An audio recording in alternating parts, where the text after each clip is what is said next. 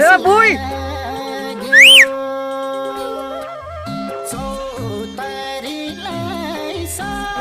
बुवार म सन्चै हुनुहुन्छ नि ल हजुर ल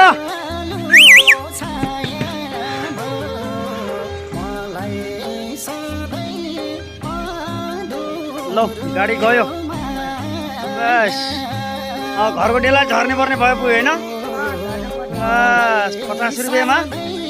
ठक्कै अनि हामी त हिजो आइकन अनि साँझ घाम कुरेर यहाँ हिजो खाल्दा साल्दा खाना हाल्यौँ कि